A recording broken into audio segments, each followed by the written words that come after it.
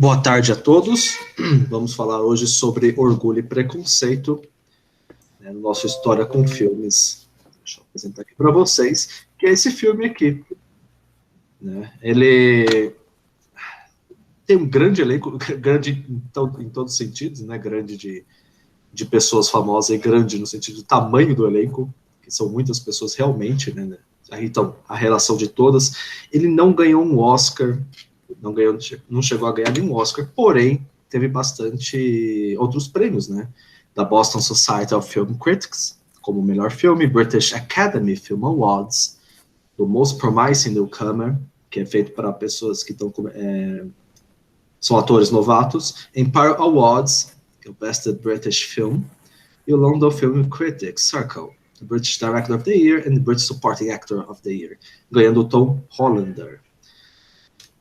Como é de 2005, baseado no romance homônimo Orgulho e Preconceito, de Jane Austen, é sobre ele que a gente vai dar uma conversada hoje. Primeiro, a professora Sandra fará um apanhado histórico sobre ele, mostrando algumas cenas, e eu volto a falar com vocês para falar um pouco mais sobre Jane Austen e o livro em si.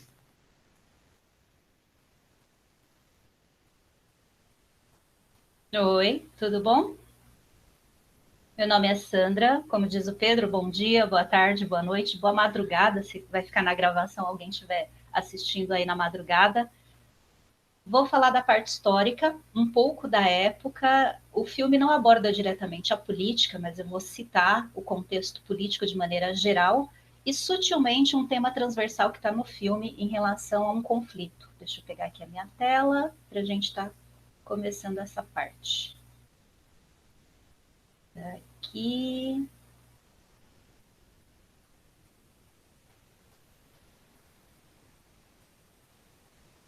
Prontinho, aparecendo, né? Tá ok? O que nós temos aí no... Ah, ótimo. O que nós temos nesse comecinho? A tradução, obrigada, Orgulho e Preconceito, como a gente estava conversando antes nos bastidores, depois o Pedro vai estar retomando, falando sobre isso, a tradução do nome, né, que ele chama de substantivos e tal.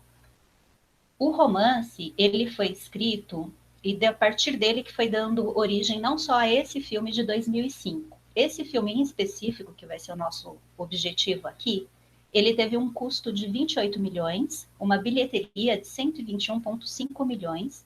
Esses números eles podem depois ser mais apurados, possivelmente tenha passado desses valores de bilheteria. O livro em si, ele tem mais de 200 anos e cópias vendidas oficialmente perto de 24 milhões de cópias do livro. Então tem um grande alcance, há vários seguidores aí da Jane, né, da autora. Outra coisa aqui que a gente vai separar, um pouquinho da minha parte. Onde acontece o filme e qual é o momento político que inspira a autora. Toda obra literária, como eu já comentei em outras gravações, ela está apoiada e baseada num contexto histórico. Por mais que seja uma ficção, ela tem a liberdade artística por ser uma ficção, há alguns elementos do que cercam o autor. Então, vamos pegar essa parte aí pela época, pelo local. Local, Grã-Bretanha. Desse filme eu vou falar menos da formação política do que chega a ser o Reino Unido, a Grã-Bretanha.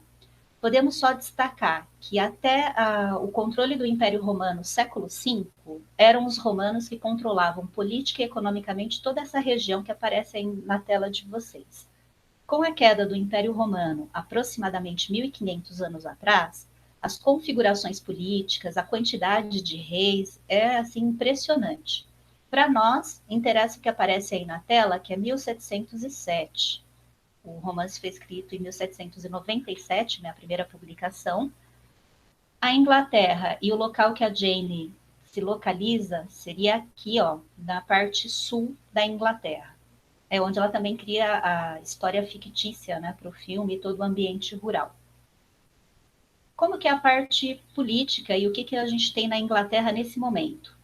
Nós temos um sistema de monarquia constitucional. Eu fui pegar alguns títulos de como funciona lá na Inglaterra. O rei, o herdeiro direto, chamado de príncipe, Todos os outros filhos que podem ou não chegar ao trono são chamados de infante. Abaixo dele, o braço direito, que é o duque, o marquês, costuma cuidar dos territórios de fronteira, o conde, ele em geral tem uma função militar, o visconde é alguém abaixo ali do conde como suporte, e esses aqui no título de barão são as pessoas mais pobres entre todos esses ricos. Esse grupo forma uma aristocracia. Entre eles se chamam de melhores. A palavra aristocracia significa que os melhores estão no governo, os melhores estão no comando. E qual é o rei na época? Rei George III, ou Jorge III, ele nasceu, viveu, ele era um rei tipicamente britânico. O pai dele era alemão, George II. Ele nasceu em 738, morreu em 1738, morreu em 1820. Então, pega todo esse período da escrita do livro, do ambiente. Não fazem nenhuma referência direta a ele, mas há algumas relações como funcionava toda aquela parte política e corte na época. Curiosidades sobre ele. Ele se casa com Sofia Carlota, ambos foram coroados em 1760, tiveram 15 filhos, 9 meninos, 6 meninas. Esse quadro aqui só vai aparecer os primeiros filhos, porque o quadro foi pintado em 1770. Após isso, ela ainda teve mais filhos com ele. Uma coisa para chamar atenção nesse tipo de pintura: a Europa como um todo tinha passado pelo Renascimento, aquele resgate da cultura clássica grega e romana, e isso chega como uma Europa e como influência até a Inglaterra. Então nós temos aí o que seria uma pintura dentro de um período neoclássico, um pouquinho antes ou muito próximo do que vai ser o barroco. Essa pintura especificamente, eu peguei o nome aqui, é de Johann Joseph. Não sei se a pronúncia é correta assim, mas é Johann Joseph. O inglês, né? Na sequência, e o sistema político que faz o rei George III? Ele tem interferência como monarca por ser chefe de Estado, mas há um primeiro-ministro e uma Câmara, um parlamento, formada por lordes. Os lordes têm cadeira permanente na Câmara, porque o lorde vem do título de nobreza, esse título é passado como herança sempre para o filho homem mais velho. E uma Câmara de Comuns, formando o parlamento. A Câmara de Comuns, ela é escolhida a cada 5 anos. Ou, caso o rei suspenda, pode acontecer, dependendo do tipo de governo, as eleições serem suspensas por alguns motivos. Quando a Câmara tem uma maioria e consenso, escolhe o primeiro-ministro. O rei, monarca, por ter que obedecer uma constituição, é uma monarquia constitucional, aceita o papel do primeiro-ministro. Se houver algum tipo de atrito entre o rei e o ministro, o parlamento procura apaziguar isso, indicando outra pessoa. É uma forma que se considera muito mais prática de governo do que uma monarquia constitucional sem o parlamentarismo, como acontece em alguns países. E quanto ao filme em si, é um ambiente de uma aristocracia rural. Pouquíssimo a gente vê alguma cena quando eles vão com um baile público ou quando mostram uma praça, que é um encontro ali de comércios, ou elas estão indo comprar fitas, né, para enfeitar as roupas e tudo mais. Cita no filme alguns momentos de fui a Londres, Londres é de tal jeito, só que toda a parte do filme mesmo vai ser a vida rural. Nessa vida rural, a gente pode começar pela casa da família Bennet, o senhor e a senhora Bennet, com suas 5 filhas. Essa casa, ela hoje está aberta a parte externa para visitação. Aqui na casa, a Jane está chegando, a Lizzie, na verdade, né, está chegando. Eu separei para mostrar essa coisa que eles criam animais por próprio sustento, é como se fossem residências dentro de fazendas autossustentáveis. O pai dela possivelmente pertence a um título de nobreza, ou barão, ou de visconde, porque ele tem um rendimento fixo gerado por toda essa propriedade, mas é um rendimento bem baixo, essas 2.000 libras ao ano. Se for converter em dólar, eu achei um site que tinha feito uma conversão, daria algo como 65 mil dólares ao ano. É pouco, pensando em toda a estrutura, família e tudo mais. Eles têm vários empregados, são considerados pobres para o padrão do filme. Aqui a gente consegue ver algumas mulheres ali ao fundo, à esquerda da tela, vou dar uma paradinha, lavando roupa. Então, além dos animais soltos, do ambiente externo da casa, tem vários serviçais. As filhas do Sr. Bennet, por pertencer a um grupo de aristocracia, elas não trabalham. Os nobres não trabalham. As mulheres têm outras funções. Ainda dentro dessa parte rural, aqui tem um rapaz cuidando das aves, o que eu falei dos 65 mil dólares por ano, fazendo o valor do dólar, comparando aquelas 2.000 libras, em 1998. Pode ser que hoje, fazendo uma comparação, dê um valor um pouco acima. Aqui vai mostrando esse ambiente da casa, a Liz chegando da caminhada. Eu peguei uma outra cena, não está em ordem, né? A ideia não é passar o filme na ordem ou ficar dando spoiler para quem não conhece. Quem conhece vai saber que essa cena está bem distante da primeira que eu acabei de mostrar, porque eles foram buscar uma locação num palacete, né, numa casa muito grande, que tem no quintal dela todo um lago, e nesse lago tem o Templo de Apolo. Fica a 180 quilômetros de Londres, essa cidade. Esse Templo de Apolo também mostra aqui ao fundo toda a parte rural. Voltando, né? O ambiente do filme é um ambiente de uma aristocracia rural. A beleza de cenário, a beleza do ambiente. Esse local foi construído em 1772, no estilo neoclássico.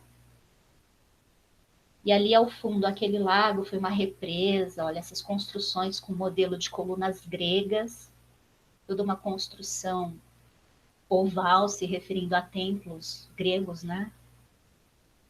Muito bonita, toda a parte de paisagem. A natureza ela é bem representada nesse filme. Depois, aqui, saindo desse ambiente rural, de natureza do filme, o que a gente vai ter? Algumas coisas relacionadas a qual é o lugar da mulher, qual é o lugar do homem e que papel que eles ocupam numa sociedade tão conservadora. Uma sociedade que misturou a cultura dos bárbaros que foram invadindo aquela região, toda a região da Bretanha, era uma antiga região romana, e entre esses vários bárbaros, até nós chegarmos na época da Jane, que o filme é ambientado, muita coisa aconteceu, sendo que o papel da mulher foi mantido como um papel secundário. Onde a gente vai perceber isso? No drama do Sr. Bennet, em casar todas as filhas. Tem uma fala do filme que elas não podem nem visitar o vizinho, a mãe da senhora Bennet falando, pois não podemos visitá-lo se o senhor não for. Porque é a questão do homem ter a iniciativa, o homem é o protetor da família e provedor da família. Nesse caso aqui na cena, o Sr. Bennet já havia feito a visita, elas ficaram todas contentes que podiam, após a apresentação formal do patriarca, elas irem conhecer o vizinho. O vizinho aqui é o Sr. Bingley. Bingley, assim que fala, Pedro, falando errado. Não, é esse mesmo.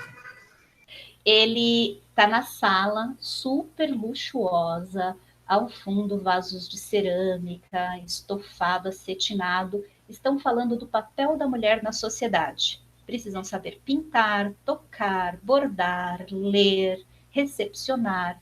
Nessa fala dele, a gente vai percebendo a admiração dele, ele vê isso como uma valorização, enquanto o Sr. Darcy, ele já vê que nem todas as mulheres são tão prendadas. Ele concorda que é necessário que as mulheres carreguem todas essas habilidades e virtudes. Ele e Lizzie vão bater de frente o filme todo. Muitos identificam ela como uma mulher feminista para a época. Não se usa a palavra feminismo no final do século XVIII, mas ela já tenta fazer um casamento por amor, fugir das tradições. Ela, de certa forma, desafia o Sr. Darcy, Mr. Darcy, sendo que ele está numa posição social acima da posição da família dela, e assim eles vão se relacionando no filme. Uma outra coisa que mostra esse papel tão recluso da mulher. Quando o Sr. Bennet falecer, o herdeiro é um parente muito distante, que mal conhece a família, vai aparecer para se apresentar à família. É o Sr. Collins. O Sr. Collins tenta fazer uma forma de acordo, oferecendo matrimônio a uma das filhas. Elas não aceitam, uma delas, né? Ela não aceita. O Sr. Collins, ele já é um padre, pároco, religioso. A religião na época oficial na Inglaterra é a religião anglicana, que foi oficializada em 1534. Já uma religião que se solidificou, se espalhou por toda a sociedade. Isso explica por que o Sr. Collins vai oferecer casamento. Na religião anglicana, os padres ou religiosos podem casar. Quem vai casar com o Sr. Collins? Para quem não assistiu, já é o spoiler. A senhorita Charlotte Lucas. Coloquei ela já aqui dentro dessa parte para mostrar essa dependência da mulher. A senhorita Charlotte, ela não se dá ao luxo de esperar um casamento por amor. Ela explica para Lizzie, para a amiga dela, que ela não é tão rica para oferecer um dote, e nesse dote ter um bom casamento, como ela não é tão jovem também para atrair pretendentes ali que procuram a juventude como uma virtude de esposa. O Sr. Collins vai oferecer matrimônio, ela aceita e diz que a felicidade no casamento é inteiramente uma questão de acaso. Ela não é romântica ao ponto da Lizzie de recusar uma proposta. A Lizzie recusa duas, não uma. Na sequência, passando a Charlotte,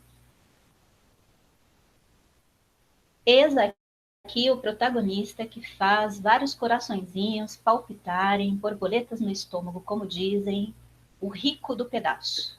Rico, bonito, se mostra meio conservador, mas sem continuar a análise pessoal do Mr. Darcy.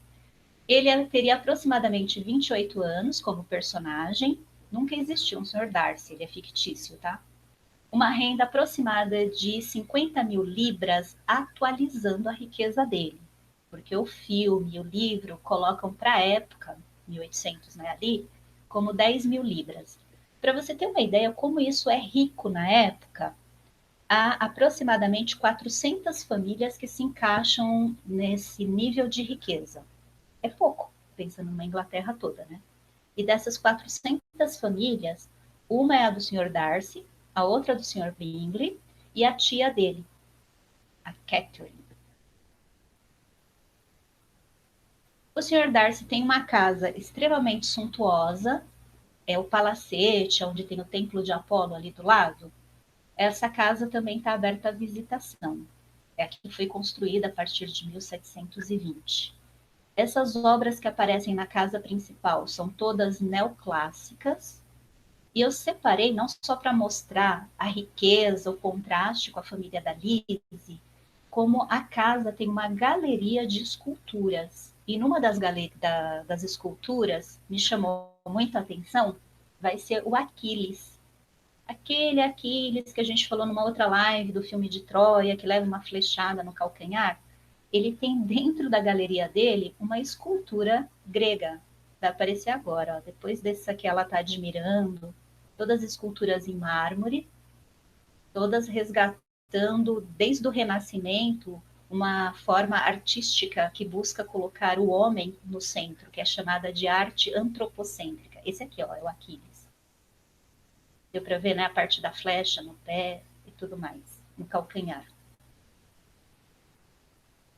Outro personagem que vai aparecer, e eu não falei, e mostra um tanto a posição da mulher, a Caroline, a irmã do Sr. Bingley. Ela tinha, durante o filme, um interesse em unir a fortuna com o Sr. Darcy. Eu deixei ela para essa parte para mostrar o como ela, numa posição de aristocracia, com muito mais dinheiro, ela faz uma comparação até um tanto preconceituosa, falando eles estão num baile público, que ali estão bem longe da Grosvenor Square. E pede para o Sr. Darcy se ele concorda ou não com ela. O senhor não concorda? Olhando aquelas pessoas mais comuns, aquele baile público.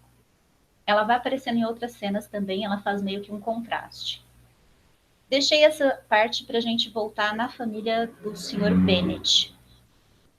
As filhas, aqui a mãe ao fundo, Se a gente for observar esse ambiente, quando comparado ao ambiente da casa do Sr. Bingley, é um ambiente muito mais humilde.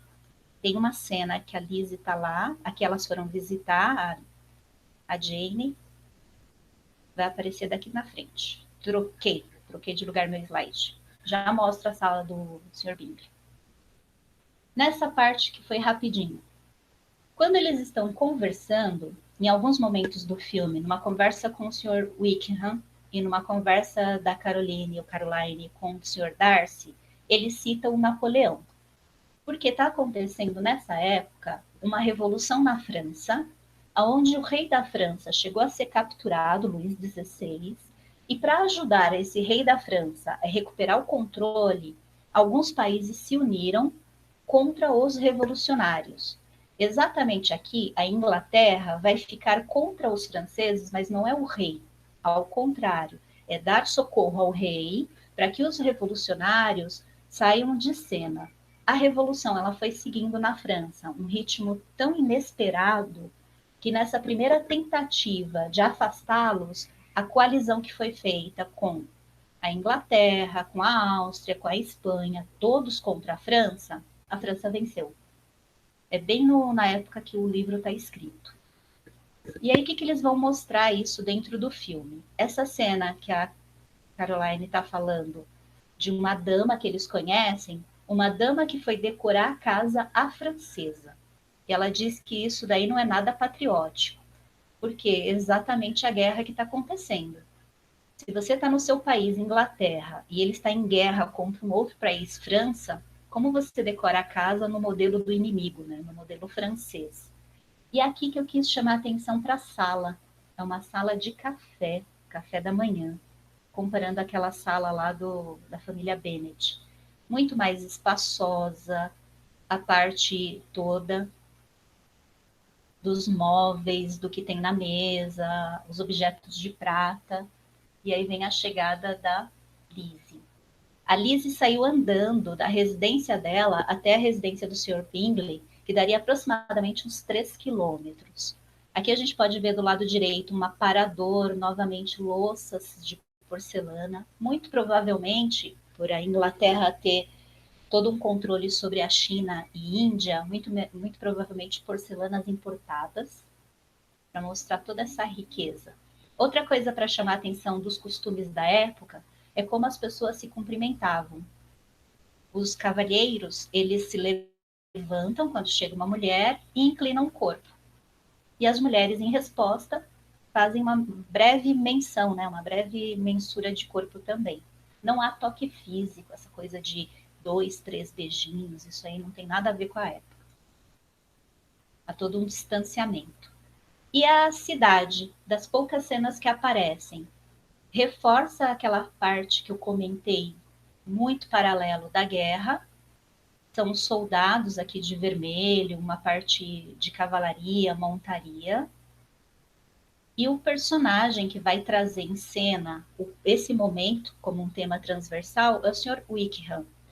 É um personagem fictício, representando ali o patriotismo, a área militar, os soldados na Inglaterra.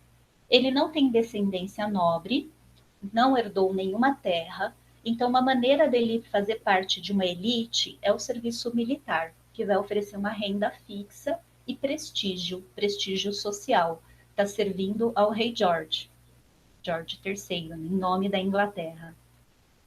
Outra coisa que a gente vai tendo aqui, vamos esperar, um breve resuminho. A época que o livro foi escrito como Primeiras Impressões, 1797, final do século XVIII, com o nome Orgulho e Preconceito, 1813. Local, Inglaterra. Lembre que a Inglaterra faz parte ali do Reino Unido, que faz parte da Grã-Bretanha também. Tipo de política da época, que aparece muito sutilmente no filme. Uma monarquia constitucional com parlamento. Características de cultura. É uma sociedade bem conservadora, a mulher tem o seu local ali dentro dessa sociedade, nenhuma participação política, não herda nenhuma das terras. Esse foi o grande drama da senhora Bennet, de casar as suas várias filhas, E essa sociedade, ela é uma sociedade rural, a gente chama de nobiliárquica, ou sociedade de nobres, com diferenças entre posição e status de cada um. A outra coisa que aparece de maneira discreta com a participação militar é o conflito da Inglaterra contra a França. Não exatamente o rei da França, mas na época que o Napoleão está ali entrando no poder. Se for falar de França nessa referência, o Napoleão, ele ainda não é o grande imperador. Na época, ele era o general que manteve a França protegida dessa coligação ou tentativa de invasões. Pedro, é isso. Depois da sua fala... Deixa eu só ver se eu estou aparecendo aqui, que eu não estou conseguindo me enxergar. Ah, tá, agora estou. Bom, vamos lá. Um pouco primeiro sobre Jane Austen, quem foi. A primeira coisa que sabe-se muito pouco dela. Né? Este retrato comumente que nós vemos, que está aqui, nesse lado aqui à esquerda, ele é uma coisa posterior, né? Um retrato posterior. A única imagem que nós temos de Jane Austen é esse rascunho aqui, esse desenho que foi feito por uma irmã dela, certo? Por que se estuda Jane Austen? Obviamente é um clássico. E por que é um clássico? Porque a Jane Austen é a criadora do romance moderno. Quando você pensa em romance, você pensa em Jane Austen. Ela foi a primeira a fazer esse tipo. Obviamente existiam outros, mas ela começa a pontuar o que é a modernidade dentro do romance. Né? E como é que ela faz isso? Ela coloca uma profundidade nos seus personagens que é absurda. Uma primeira leitura, quando quem pega a primeira vez Jane Austen, ouve a primeira vez sobre ela, pode até passar uma impressão um pouco errada do que ela foi. Né? Tinha muita gente que considerava Jane Austen como fosse um romance feito para mulheres apenas. Tal. Eu costumo discordar desse tipo de situação, e eu vou até falar mais por quê. Vamos começar pensando primeiro sobre a Jane Austen em si, que é essa inglesa, nascida em 1775, vai morrer em 1817, né, na Inglaterra, né, ela não sai do condado dela, ela nasce e morre no condado dela. Ela fez esses 6 livros que estão aqui, Pride and Prejudice, Sense and Sensibility, Emma, Love and Friendship, eu não estou conseguindo enxergar o outro aqui, Emma, Persuasion e Northanger Abbey, são esses. E obviamente Mansfield Park, que é esse que está aqui até atrás de mim. Em todos os seus romances, esses 6 romances, ela trata do quê? Da classe média inglesa, certo? E ela dá origem à ideia que eu vou até falar, da Novel of Manners, que eu vou até explicar um pouquinho. Mas vamos pensar um pouquinho de como é que por que ela escreve sobre isso e quem é ela. Quando você fala desses ideais de feminilidade, principalmente em Orgulho e Preconceito, que é a sua obra máxima, dá-se a impressão que ela é uma pessoa que é muito inserida nessa sociedade, o que não era bem o caso. Né? Jane Austen nunca se casou. Né? Jane Austen preferiu ser escritora. Lembrando que o ato de ser escritora já era uma disruptura com a própria sociedade. Quando você pensa que as mulheres, elas eram, assim, os escritores eram sempre masculinos, nunca femininos, né? Nunca eram mulheres que escreviam. E ela tanto é que para poder escrever, né, para poder passar essa exclusividade, ela não colocava o nome dela. O nome dela só veio aparecer num livro dela depois de sua morte, porque o irmão, né, falou assim, não, vamos colocar o nome dela. Ela colocava outros nomes, como Mrs. Ashton Dennis, By Lady, né, como fosse uma madame, coisa parecida, nunca um nome real, né, para não se dar a ideia de que era uma mulher que estava escrevendo, né, usando sempre pseudônimos. Vamos puxar aqui o próximo. A falta de tem 2 museus sobre Jane Austen na Inglaterra, um no Condado de Bath e outro em Hampshire. Essa aqui é a casa dela, a própria casa dela, que é aberta ao público, Jane Austen's House, onde ela esteve. Ela é a segunda mais nova, se não me engano, de uma família de, não sei se são 7 ou 8, não lembro exatamente quantos são agora, mas é a segunda mais nova, de uma família bem numerosa. A maior parte da vida dela, ela é sustentada pelos seus escritos. Ela não escrevia só livros, ela escrevia para jornais. O irmão ajudava bastante. Lembrando que ela está inserida no mesmo contexto, quando se fala sobre herança, tal, esse tipo de coisa lá no Orgulho e Preconceito, é o mesmo contexto que ela vive. Ela não escreve sobre algo que ela não conhece. Ela escreve sobre algo da vida dela. E Orgulho e Preconceito, sua obra-prima, publicada em 1813. Ele pertence ao realismo, né, inglês, que dá-se no século XIX. Ele é chamado de Novel of Manners, que é um romance de costumes. Por isso que tem bailes, por isso que se fala sobre estética. Apesar de, extremamente, a gente pensa, uma pessoa que faz um filme sobre Orgulho e Preconceito, ela tem que estudar um pouco mais de como é que funciona a época, porque ela não descreve as roupas. Ela descreve um chapéu em um momento, né, que era um chapéu especificamente que a Lídia, se não me engano, comprou um chapéu lá. Aliás, é uma forma dela mostrar que ela não sabia administrar bem o dinheiro dela, coisa parecida. E ela não descreve nada como é que era o baile, ela tem muito diálogo e pouca descrição, que é interessante, né, você pensar nesse tipo de romance não ter essa forma, né? Aliás, o próprio o Mr. Darcy não tem uma descrição tão clara sobre ele, só quando é necessário a descrição ela ocorre. Então, eu preciso falar do chapéu, porque ela comprou e foi caro, aí ela fala como é que era o chapéu. Dentro da Romance de Costumes, o que se pensa? É uma obra de ficção que recria um mundo social, né? Levando como minuciosa observação detalhada de costumes, valores e morais de uma sociedade complexa e altamente desenvolvida. A gente está falando de uma sociedade vitoriana, né? Então é comum ver o quê? Regras de etiqueta. Quando a professora Sandra falou que eles não se cumprimentam, né, com afeto, né, se cumprimentam de distante, as pessoas entram num lugar, uma pessoa mais velha entra no lugar, todo mundo se levanta em respeito à pessoa, esse tipo de coisa. Então, são regras que devem ser seguidas rigorosamente. O que é etiqueta? A pequena ética, são as regras do dia a dia, né, a ética do dia a dia. Aliás, uma das regras que até se colocam, jovens de sexo oposto não ficam sozinhos nunca, né? O pai tem que primeiro ver o vizinho, e algumas regras muito ligadas a outras questões, como os motivos. E começa o livro, até estou com o meu aqui, que eu vou ler a tradução aqui desse aqui, esse aqui é o meu. Então ele começa com essa frase, que é uma das frases mais famosas dentro desse contexto. It's a truth universally acknowledged that a single man in possession of a good fortune must be a want of a wife. E isso traça o livro inteiro, essa grande ideia. O meu foi traduzido pelo Lúcio Cardoso, e ele colocou que é uma verdade universalmente conhecida que um homem solteiro, possuidor de boa fortuna, deve estar necessitado de esposa. Ele começa com a híbris, que é o desequilíbrio, segundo o teatro grego. O que acontece? Um jovem que é rico chega à cidade, junto com o seu amigo, que é mais rico ainda. A situação é que nenhuma das filhas está casada, estão todas solteiras. Elas não vão herdar nada.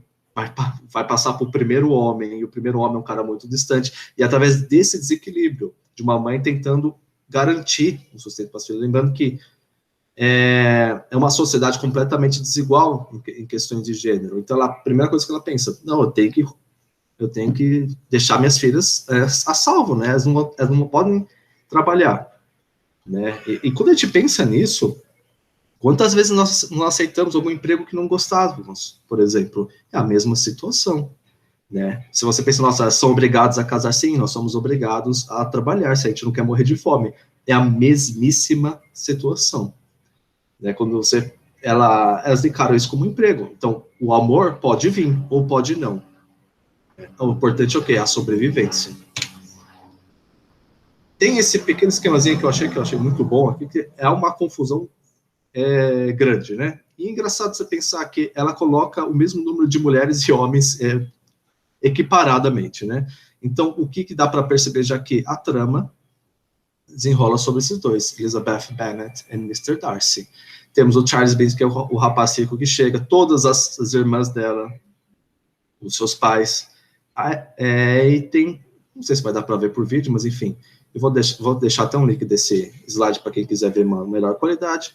Tem as questões de quem casa, atrações, amizades, e questões de parentesco. O Mr. Darcy não chega sozinho, ele chega com sua tia, né, ele chega com sua irmã, né? Que, aliás, fazem um bom contraste das coisas, né? Quando se fala de orgulho e preconceito, a primeira coisa que se pensa, o orgulho vem da parte de Elizabeth. A Elizabeth, ela é orgulhosa, ela não aceita as coisas do jeito que são. Já Mr. Darcy, ele é preconceituoso com tudo, né? Ele é fechado, e se você ver, ele é o cara que nunca está no local. Ele participa de uma dança, mas não quer dançar. Ele está num evento social e não quer estar lá, né? Ele vê tudo com um ar de superioridade, né? Da primeira vez, quem vê Mr. Darcy da primeira vez fala assim, a Elizabeth não merece esse rapaz, que ele é um porre, né? Nossos temas principais, classes. Quando você pensa do classe, intimamente ligado ao que? A riqueza e a reputação. E a reputação, que são o quê? As primeiras impressões, que são difíceis de serem mudadas.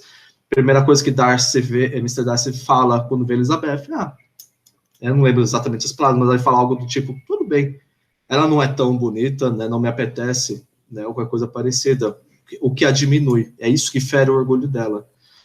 E amor, por último, é secundário, as pessoas não se casam por amor nessa época, né?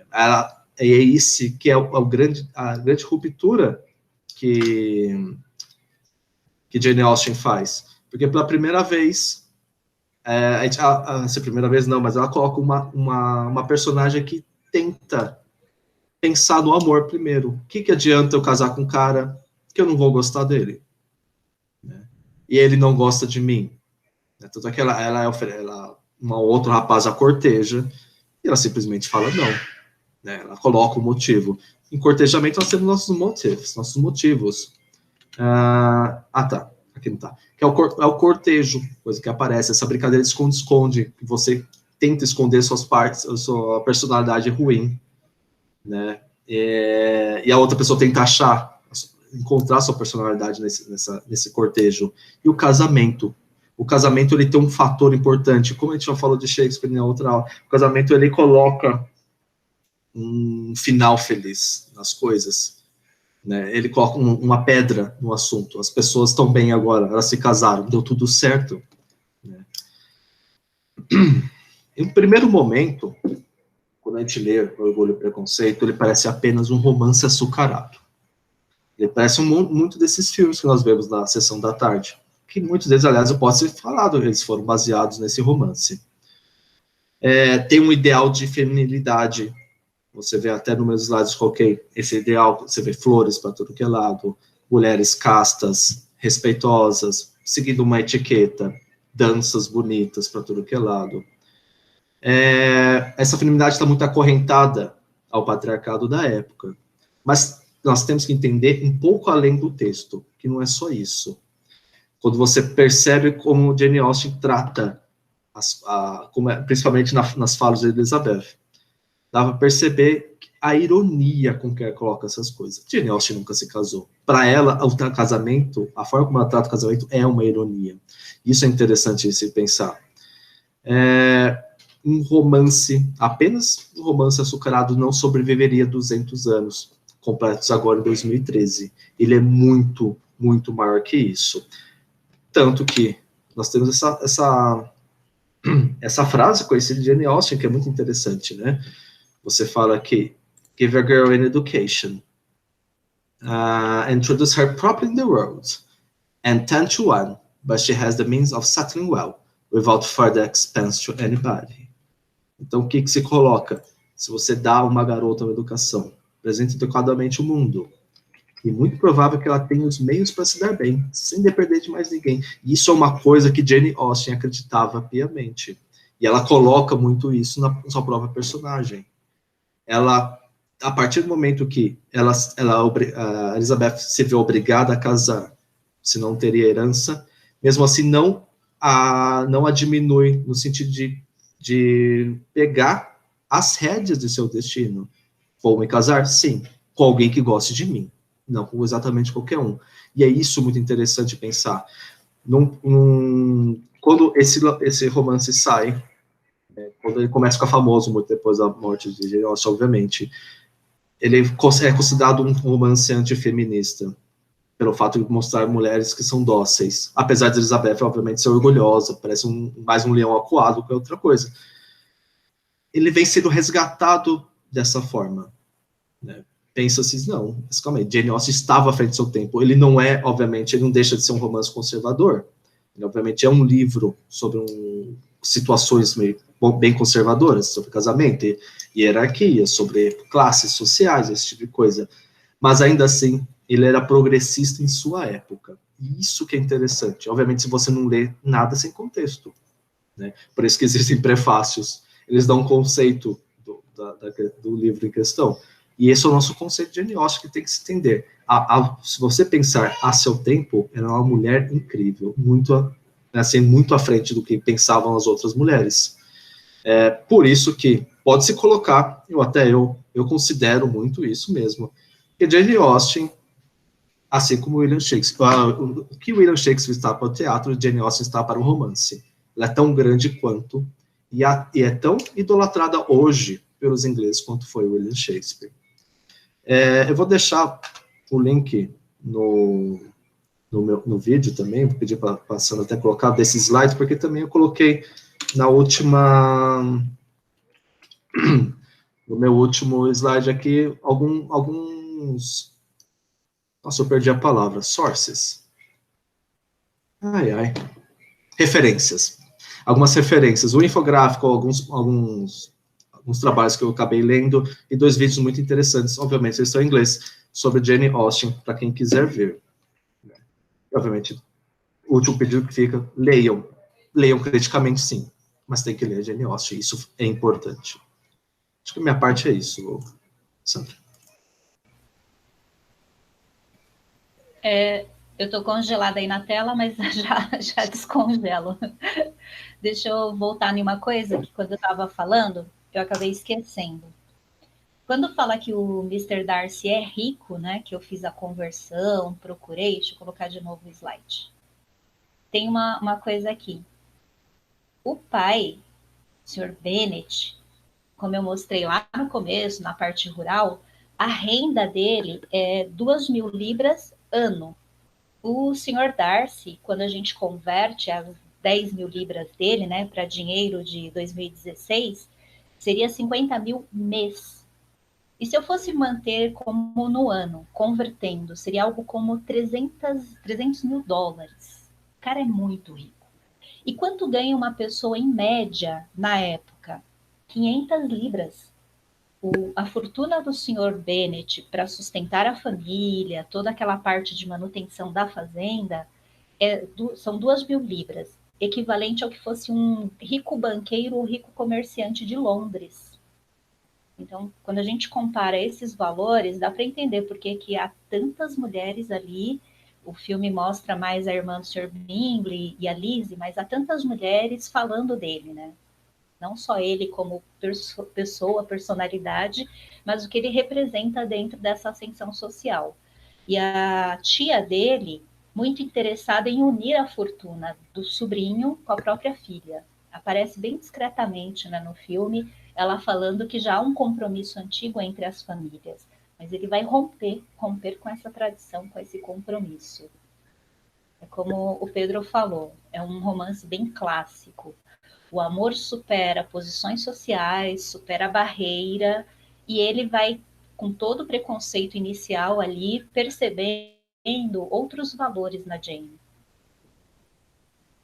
E aí, depois do resumo, para a semana, não a semana que vem, deixa eu ver, eu sempre brigo com os meus slides no final. Dia 11, tá errado o mês ali, é dia 11/9, tem Chocolate. É um filme de 2000, tem o Johnny Depp, já numa época mais contemporânea, vou deixar aí o contexto para depois, mas um filme belíssimo do Johnny Depp e essa outra atriz aqui que eu esqueci o nome, mas está aqui na Juliet. Com química, história e química. Agora a gente abre para as perguntas, coleguinhas.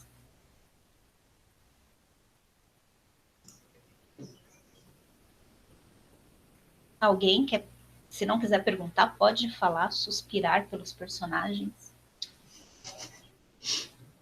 Ou é aquela hora que a gente bate papo, Pedro? Acabou a apresentação. Começa a conversar aleatoriedades. Simone está na nossa equipe aqui, ela é parceira, Eu estava disponível. pensando, enquanto eu estava falando, que assim, nossa, o próximo que eu podia fazer podia ser do Frankenstein, que é uma outra grande escritora, né, que é Mary Shelley, que desbanca e inicia a ficção científica, né, é um tipo de escrita que me é muito caro, porque eu gosto muito de ficção científica, né. Aí eu pensei, eu vou falar de novo sobre alguém vitoriano, né, porque o Shakespeare é vitoriano, a Jane Austen é vitoriana, e a Mary Shelley também é vitoriana. Mas que não fizeram nada bom depois disso, né. Não fizeram. Mentira, fizeram sim. Eu posso falar também de história, mas a gente vai ficar praticamente ali no mesmo espaço geográfico e época. Exatamente. Eu vou pegar, juro que eu vou tentar pegar um americano. Não gosto, mas eu vou tentar pegar um americano. Uma coisa que a gente não falou são dos dois finais, né? Tem um final britânico e tem um final para os Estados Unidos, que acontece um beijo. Ah, é que o meu é britânico. Eu não tenho beijo, não. Não? Não. Tem um pessoal que critica. Não existe no filme, no livro, né, a aproximação dos dois, etc., mas sim, alguém fez um final alternativo. Ah, então, né, é o que eu costumo falar, né, os americanos gostam de fazer as coisas tudo errado, né, então a gente começa a pensar assim, não tinha motivo, né, para ter, eu fico com o que a Jane Austen escreveu, para mim tá ótimo, né, não mudaria em nada. Né? Eu entendo que patelona não funciona tão bem, que as pessoas têm toda aquela coisa, você acha que vai, não vai, né? Então precisava de um beijo para o pessoal se acalmar, tal. Assim como o pessoal precisa daquele vilão que explica todo o negócio, por quê, mas enfim. Eu não sou muito fã, não. Bom, acho que é isso. Se algum dos amigos aqui, Rafa, quer perguntar algo. Senão a gente já pode agradecer a presença. Professor Pedro, muito obrigada. Já vamos pensar no próximo. E vai ficar disponível. Ah, mas temos que ler esse filme e ver de novo. Eu não lembro quantas vezes eu já vi o filme. Já não fui fazendo contagem. Obrigada a vocês, vai ficar gravado. O professor Pedro e eu voltamos. Lembrando que a minha próxima aparição com a parceira Lore em Química, o filme Chocolate. Obrigada Perfeito. A todos. Obrigado, pessoal. Deixa eu parar a gravação aqui. Aí temos